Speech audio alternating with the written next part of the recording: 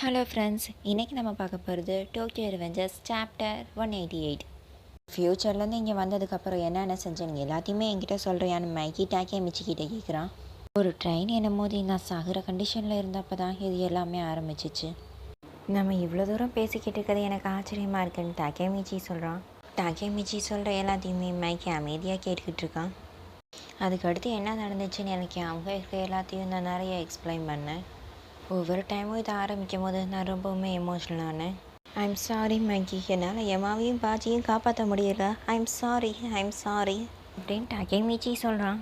இது விசித்திரமாக இருக்குது. நான் முத தடவை பார்த்தப்ப நீ கியோமாசா கூட சண்டை போட்டு அடி வாங்கிக்கிட்டு இருந்த. அங்கே இருந்த எல்லாரோட பேக்கை விட உன்னோட பேக் ரொம்பவுமே பெருசாக இருந்துச்சு. அதில் நீ நிறைய விஷயத்த சுமந்துக்கிட்டு இருந்த.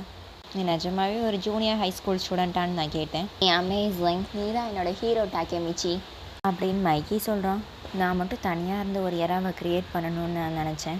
எந்திரிச்சு நின்று டாக்கேமிச்சின்னு மைக்கி சொல்கிறான்.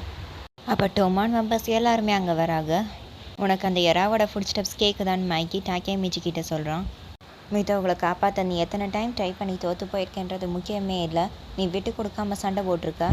அப்புறம் இந்த எராவை இன்னைக்கு நீ க்ரியேட் பண்ணியிருக்கன்னு மைக்கி டாக்கேமிச்சி கிட்ட சொல்கிறான். அங்கே இப்போ ட்ராகன், மிட்சுயா, ஹாக்காய், டாக்கேமிச்சி, பேயான், ஸ்மைலி, ஆங்க்ரி, மைக்கி, டாக்கேமிச்சியோட ஃப்ரெண்ட்ஸு, இனிபி, சீஃபியோன் எல்லாருமே இப்போ அங்கே இருக்காங்க. இது உன்னோட ஏரான்னு மைக்கி சொல்கிறான். எல்லாருமே கவனிங்க, நம்ம ஒரு பெரிய சாக்ரிஃபைஸ் செஞ்சு டெஞ்சிகோவை டிஃபீட் பண்ணியிருக்கோம். டோமான் தான் இப்போ ஜப்பானோட டாப்பில் இருக்குது. நம்ம எல்லோரும் ஒரு எராவை க்ரியேட் பண்ணியிருக்கோம். இனி வரப்போகிற ஜென்ரேஷன்ஸ் எல்லாருமே இதை பற்றி பேசுவாங்க. அதனால தான் நான் இதை இங்கேயே முடிச்சுக்கணும்னு நினைக்கிறேன். நம்ம தான் இப்போ பீக்கில் இருக்கோம். இன்றைக்கே டோக்கியோ மாஞ்சி கேங் டிஸ்பேண்ட் ஆகுது. மைக்கி சொல்கிறத கேட்டு எல்லாருக்குமே ரொம்ப ஷாக்காக இருக்குது. இப்போ டோமான் டிஸ்பேண்ட் ஆயிடுச்சு. இதுக்கு அடுத்து என்ன நடந்துச்சுன்றதை நம்ம அடுத்த சாப்டரில் பார்ப்போம். இந்த வீடியோ உங்களுக்கு பிடிச்சிருந்துச்சின்னா லைக் பண்ணுங்கள், ஷேர் பண்ணுங்கள், சப்ஸ்கிரைப் பண்ணிடுங்க. தேங்க்யூ ஃபார் வாட்சிங்.